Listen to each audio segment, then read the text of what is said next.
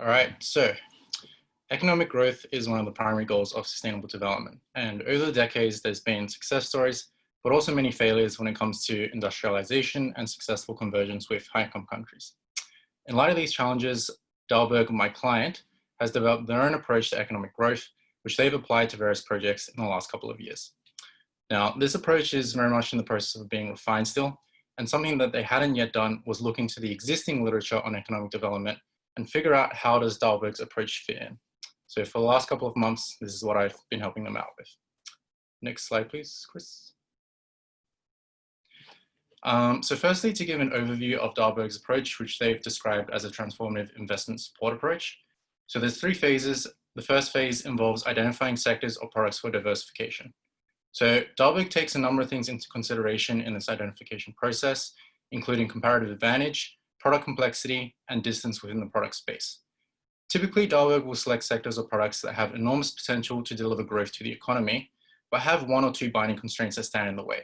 So this lends itself to phase 2, which is addressing those constraints. And then phase 3 is more of an implementation phase, where Dialog will assist with facilitating investment deals and also provide post-investment support. Next slide, please. So turning now to the existing literature on economic development, I did an initial broad exploration of what's out there, and then I distilled that down into 8 key literature pieces, which you can see are on the right there. So from these 8 key literature pieces, I've identified a couple of common themes. So the first one is the role of private investment and the investment climate. The second one is diversification and resource allocation within and between sectors. The third is the notion of comparative advantage. The fourth is growth diagnostics, which involves identifying the constraints to growth. And the last one is product-based analysis involving product complexity. So one can almost identify a framework to growth by looking at these common themes. And if you think about Dialog's approach and what that entails, Dialog's approach is very much aligned with this framework and adheres to the same principles. The key difference, however, is in how these principles are actually being applied. Next slide, please, Chris. So the existing literature talks about growth strategies that are mostly top-down macroeconomic approaches that focus on changing the investment climate. So this involves strengthening institutions, improving infrastructure, and more generally making it easier to do business from a policy perspective. So one can imagine how this requires a lot of political will. There's likely going to be a lot of roadblocks and challenges. There's going to be risk and uncertainty, and benefits are only going to be seen on a long-term horizon. So Dialog's approach offers an alternative to these top-down approaches by operating within the existing investment climate to identify the more immediate opportunities for growth. So step 1 of their approach goes straight into identifying sectors for investment, and they do this whilst taking the macroeconomic environment of the country as a given.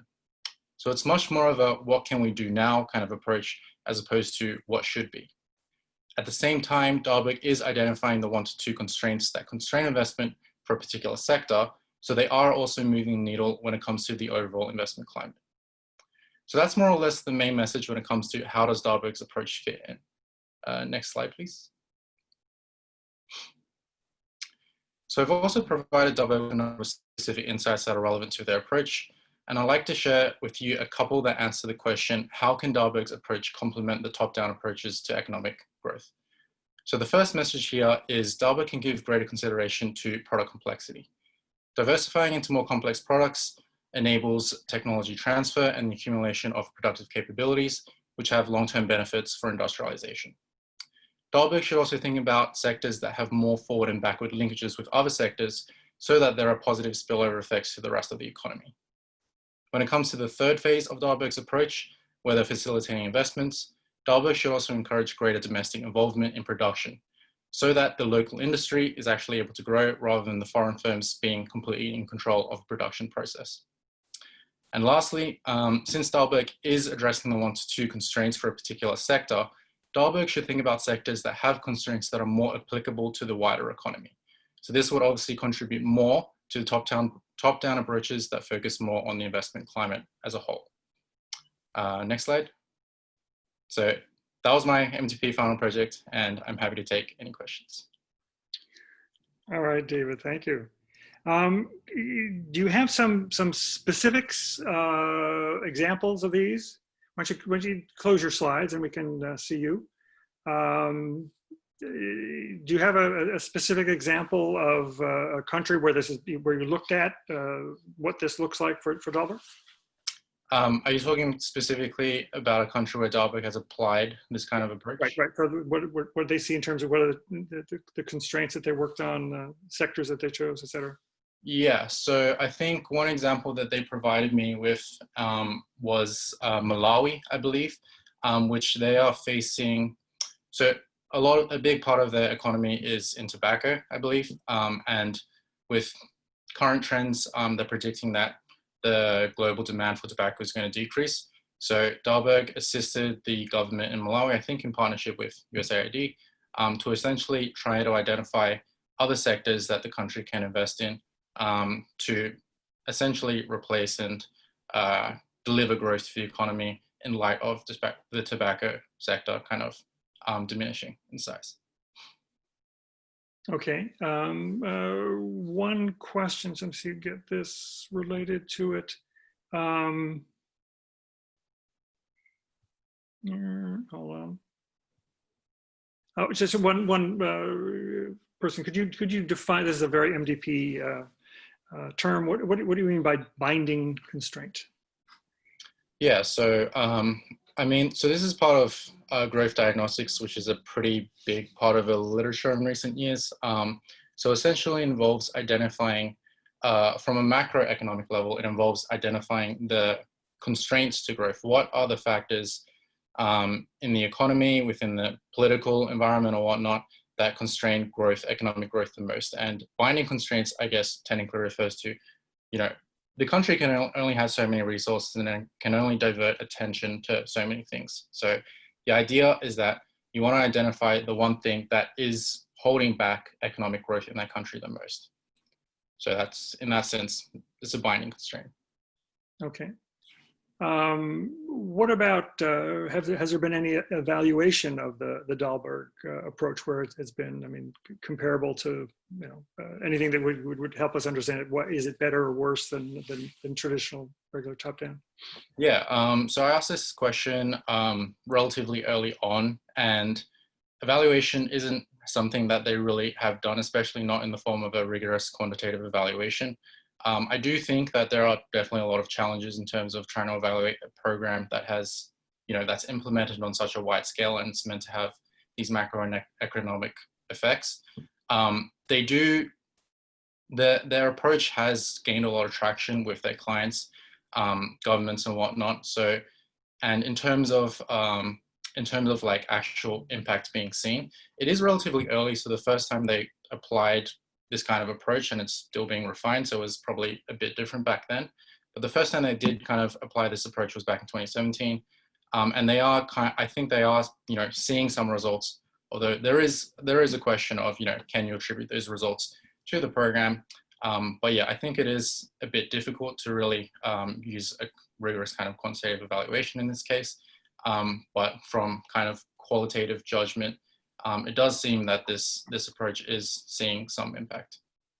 So the one question is does this differ from kind of the kind of more traditional risk diversification strategies in the case of Malawi, where you're moving away from tobacco into something else just because of the greater risk?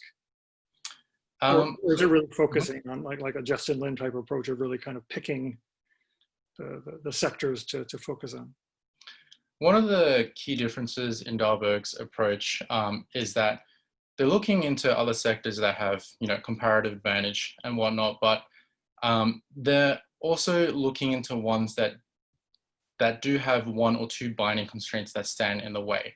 And in that sense, they are, not just looking at diversifying into other sectors that might work for the economy, but at the same time, they're also addressing these constraints that can, transform, in a sense, the current industrial structure, and at the same time kind of catalyze long-term growth strategies.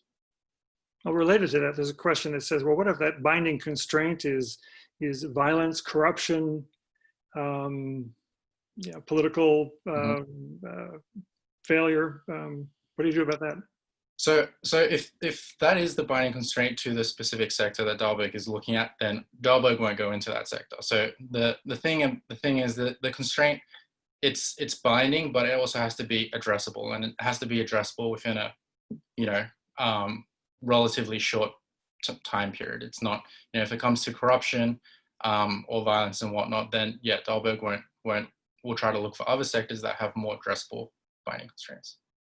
And could you give an example of something that they have, or you feel they could, binding constraint that they could address? Yeah, so there's an example of aqua farming. I don't quite remember which country it was, but it was in Africa. And essentially they identified this sector which wasn't, you know, really there within this particular country. And aqua farming, aquaculture was very promising. However, the binding constraint there was that there were these regulatory kind of inefficiencies involving compliance, environmental compliance, lake zoning and whatnot. So that would be one of the examples. Okay. And then again, kind of an institutional question, also very interesting. And you have interacted quite a bit with the folks at Dalberg. They tend to be pretty heavily biased towards MBAs. Is that that is the contention of the questioner? Is that a factor in the way they go about deciding what countries should do? Is it kind of a very business approach, or I guess the implication being is should they be looking at other factors as well, social, distribution, income equality, et cetera. Not entirely sure what you meant by the MBA thing, but I did ask them at the beginning, when you're applying this approach and you're looking at sectors in which to diversify, are you making sure that this is going to deliver inclusive growth for the country, that it's going to create jobs and employment and whatnot? And they did say it is a consideration. It didn't seem like to me that it was as high. But they did also in their response tell me that they believe that economic growth in general has, you know, delivers kind of on inequality and whatnot in itself. So potentially, I would say maybe, yeah. But I do think they do take it into consideration to some extent. Maybe they could give it more consideration in terms of inclusive growth, but yeah. Maybe as a good consultant, if you feel that's the case, you shouldn't say they could, but you should say that they should.